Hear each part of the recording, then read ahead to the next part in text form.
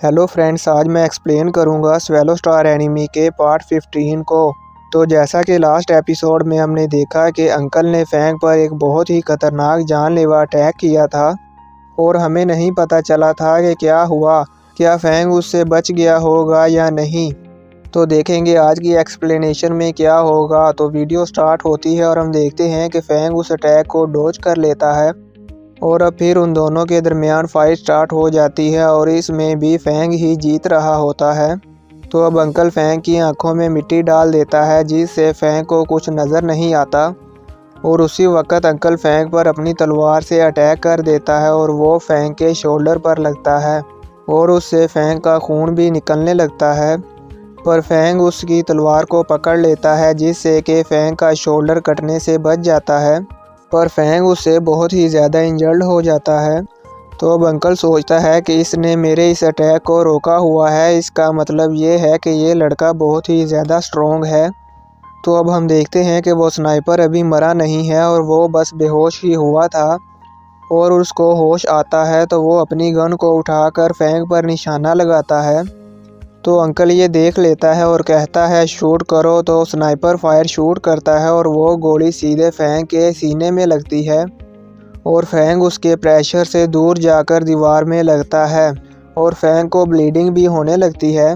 तो अब uncle Fang के पास आता है और कहता है तुम बहुत ही अच्छी फाइट करते हो और इसलिए तुमसे जीतने के लिए मुझे कुछ ट्रिक्स को यूज़ करना पड़ा। तो अब स्नाइपर अंकल से कहता है ये गोली सीधे इसके फेफड़ों में लगी है और ये बच नहीं पाएगा। तो अब अंकल फैंग को कहता है तुम फिक्र मत करो, तुम्हारी फैमिली जल्दी ही तुमसे मिलेगी और कहता है तुम इस अल्ट्रासोनिक डिवाइस को तो जानते ही होगे। और ये कहते ही वो स्नाइपर उस डिवाइस को एक्टिव कर देता है और कहता है जल्दी ही इस डिवाइस से निकली वेव्स का पीछा करते हुए मॉन्स्टर्स भी यहाँ पर आ जाएंगे। और अब अंकल हंसते हुए कहता है वो डेफिनेटली तुम्हें पसंद करेंगे। तो अब वो फैंग को वहीं पर छोड़कर वहाँ से जाने लगते हैं। तो फैंग अपनी स्पिरिचुअल पावर का यूज़ करता है और अपने फ्लाइंग नाइफ से उनकी लेग्स को तोड़ देता है।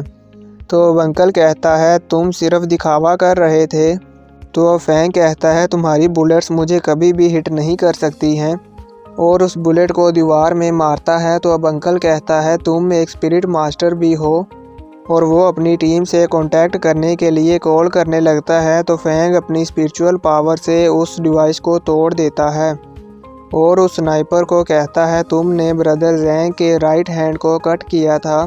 तो अब अंकल कहता है मुझे मार दो। तो फैंग कहता है मैं तुम्हारी टाइगर टीम के जैसा नहीं हूँ जो दूसरे प्रैक्टिशनर्स पर अटैक करूँ, लेकिन ये काम मॉन्स्टर्स करेंगे।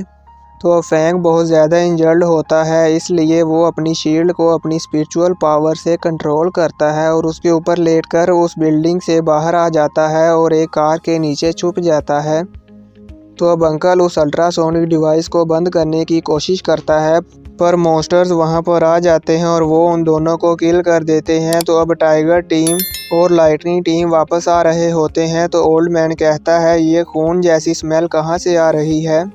तो अब बॉस अंकल और स्नाइपर को कॉल करता है और कहता है जल्दी करो, मुझे रिप्लाई दो, वहाँ पर क्या चल रहा है।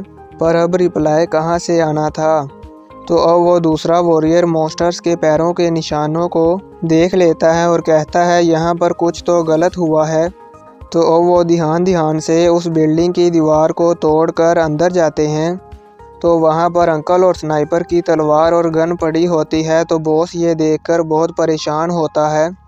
तो अब वो दूसरा वॉरियर कहता है कैप्टन इस दीवार में बुलेट का होल बना हुआ है। तो वो ओल्ड मैन कहता है कि ये मॉन्स्टर्स ने अटैक किया था और वो दोनों बहुत ही लापरवाह थे और बिल्डिंग के अंदर रहते हुए उन्हें होशियार रहना चाहिए था, पर वो नहीं रहे। तो बॉस कहता है सीनियर यहाँ पर कुछ तो स्ट्रेंज हुआ है, वो दोनों तो बहुत ही होशियार रहते थे और अगर वो इससे बच नहीं सकते थे तो वो हमें कांटेक्ट करके बता तो सकते थे ना।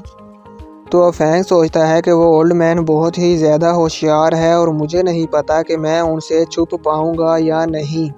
तो अब वो ओल्ड मैन कहता है कि हो सकता है कि जनरल लेवल मॉन्स्टर्स ने उनको हंट किया हो और वो जनरल लेवल मॉन्स्टर्स बहुत ही ज़्यादा इंटेलिजेंस होते हैं, स्पेशली सिटी 003 में और अब वो इंसानों को किल करने में मास्टर हो गए होंगे और हो सकता है कि उन्होंने ही इन दोनों को डिटेक्ट कर लिया हो और फिर उन पर मिलकर अटैक कर दिया हो और उन्हें हमें बताने का चांस ही ना मिला हो।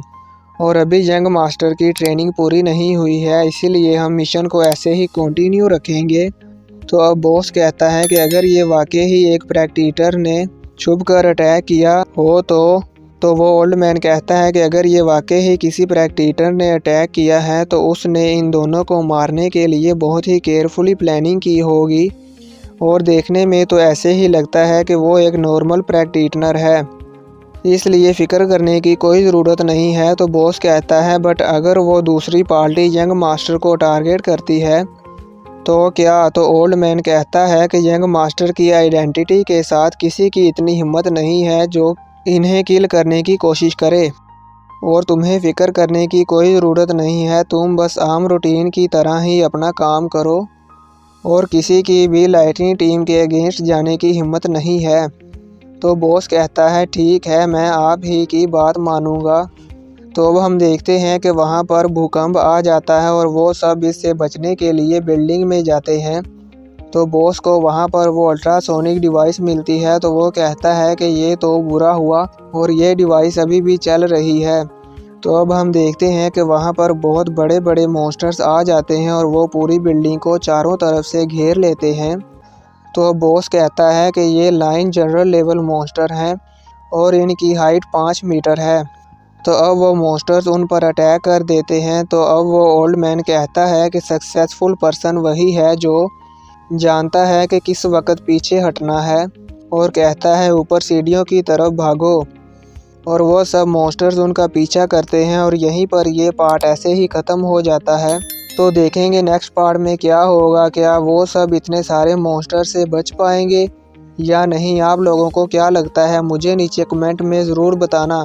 और अगर आप मेरे चैनल पर नए हैं तो मेरे चैनल को सब्सक्राइब कर लो और बेल नोटिफिकेशन को ऑन कर लो ताकि जब भी मैं कोई वीडियो अपलोड करूं तो आपको सबसे पहले नोटिफिकेशन मिल जाए और आप मेरी वीडियो सबसे पहले देख सकें।